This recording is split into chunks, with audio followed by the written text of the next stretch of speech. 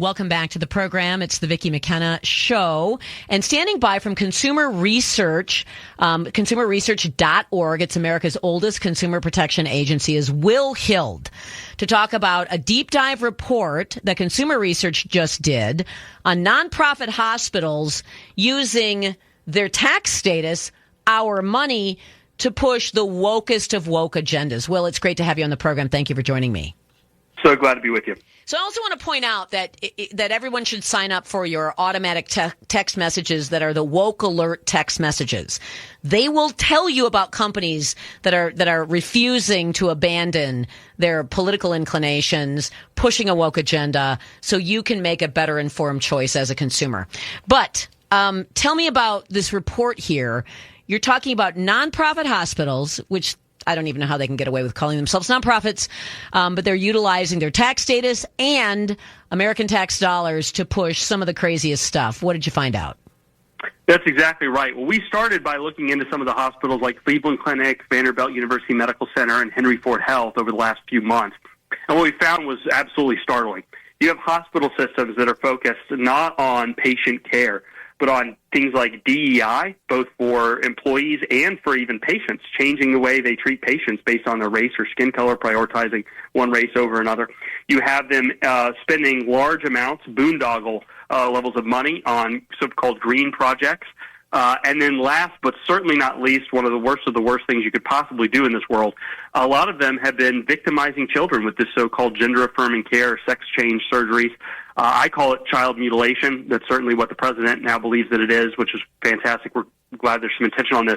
But what we found was you have a lot of hospital systems across the country that are subsidized both implicitly through our tax system, meaning they don't pay taxes, they're 501c3 nonprofits, but even explicitly, we give them direct federal and state funds. Hospitals like Cleveland Clinic, Vanderbilt University Medical Center, Henry Ford Health. These people get tens, if not hundreds of millions of dollars in direct federal and state grants. And yet they use that money to push a far-left woke agenda to mutilate children in many cases. And so we wanted to call attention to this now that we have a lot of states that are pushing back on this, states like Tennessee, where Vanderbilt is, Ohio, where Cleveland Clinic is, Florida, where Johns Hopkins All Children's is. We've got some state governments that are wanting to take a look at this, and then we've got federal government, obviously a new president, thankfully, in place. And his offices, his Department of Justice with Harmeet Dillon and Brett Shumate running Civil Division, have been talking about focusing on this. And so we are raising the alarm. We are shining a spotlight on these hospital systems that are taking our taxpayer dollars, they are taking patient dollars, and instead of focusing on patient and medical care, they are going woke with our money. We have in the state of Wisconsin hospitals in Milwaukee that will not treat police officers. We have in the state of Wisconsin, the university system, which is supporting and the entity that supports the health system, UW Health. That are changing the terminology of DEI and calling it something else so that they don't have to comply with Trump's executive orders. Everything you have said is a violation of Trump's executive orders, but they're 501c3s. The first and easiest thing to do is change their tax status. Before you even go after the money, change their tax status. I mean, it's clarifying because getting away with not paying taxes is a pretty big deal. It's probably even bigger than the grants. I completely agree, and you have people like the CEO of the Cleveland Clinic making $7 million a year. Now, how can you be a nonprofit and the guy's making $7 million a year? I agree. And how can you be a nonprofit with a guy making $7 million a year and not even be focused exclusively on people's health care? And this is a direct quote from the CEO. He said, "Our mission is larger than just healthcare. We have more things than just healthcare that we're supposed to be providing." Well, that's news to the IRS, I can imagine, because when they originally got their 501c3 status, I am a nonprofit. I know what this process is like. You have to tell the government what it is you're doing, why it is you deserve a 501c3 nonprofit status. I wonder if back then, when they applied for that status, they said, well, healthcare is only going to be part of what we do. We're also going to be mutilating children, and we're going to be engaging in race and sex-based discrimination. I wonder if that's on their IRS filing. Yeah, my guess is it's not. Yeah, I think you're right. So this is you're saying you found application. So I think a lot of people understand that DEI is in medical schools. It's in the selection criteria. The rigor that's demanded of students is different based on whatever oppression category you're in. How did you find in the research, and you didn't research every nonprofit, that is affecting patients? Well, we just started, we got some whistleblowers who said you need to take a look not just at woke corporations, but some of these woke hospital systems that are engaging in this nonsense. So it really just to put us down this rabbit hole of, just eye-watering levels of wokeness and DEI and discrimination, and then obviously what they're doing to children.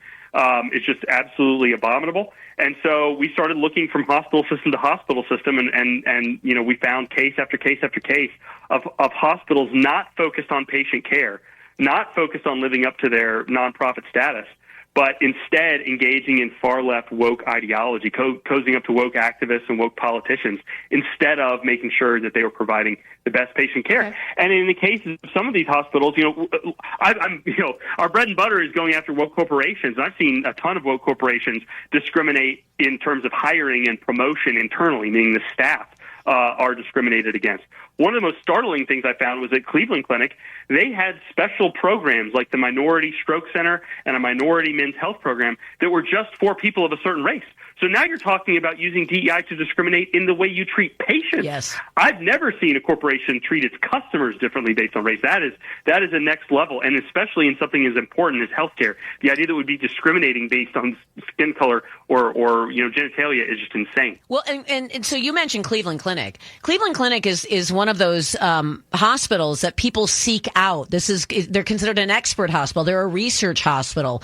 It's like going to Mayo, right? You go to Cleveland Clinic.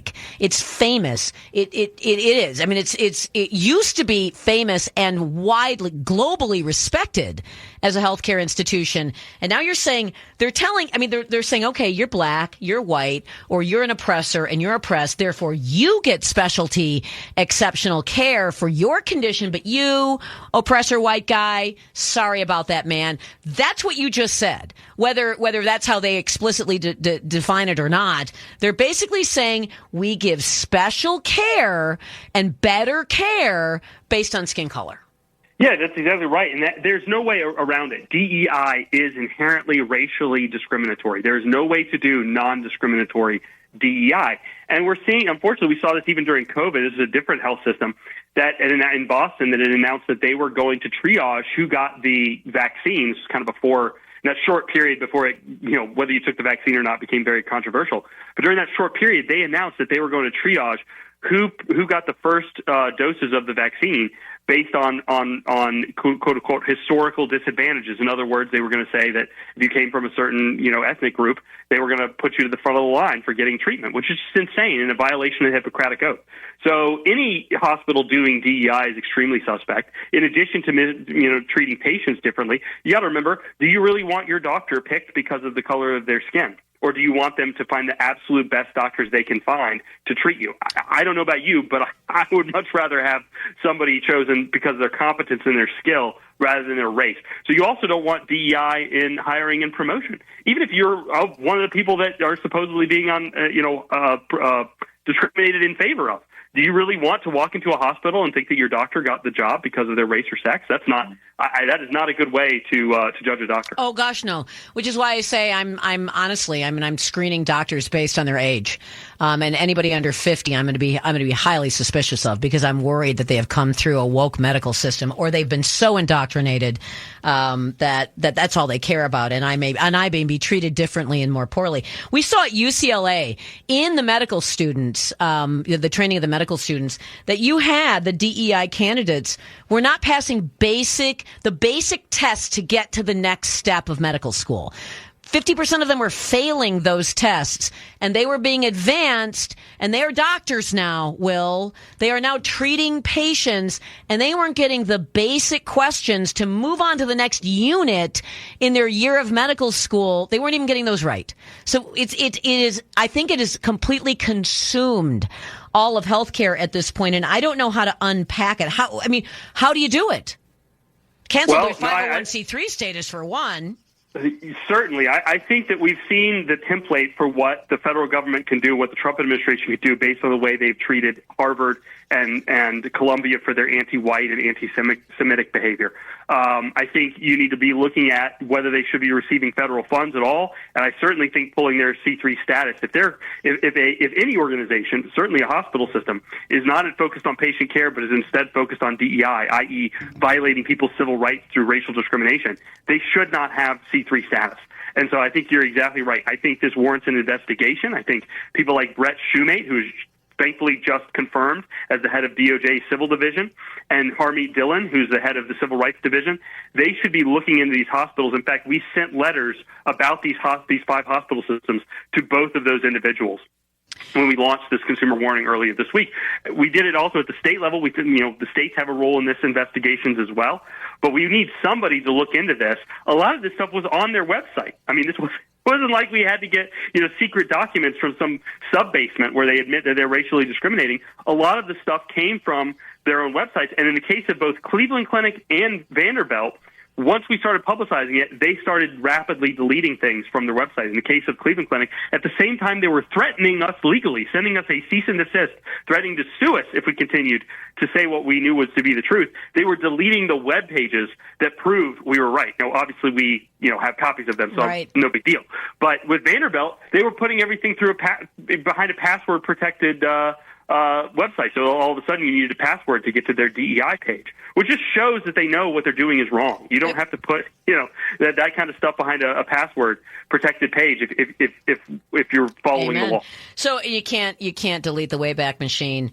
Everybody needs to go to consumerresearch.org. Number one, sign up for the text alert so you know the companies that are out there discriminating and promoting woke politics. But more than that, it is the research and how you can be part of the activist community to try to put an end to this. Will Hild, Consumer Research, thanks so much for joining me today. Thank you so much for having me on. Wonderful to have you. And again, consumerresearch.org.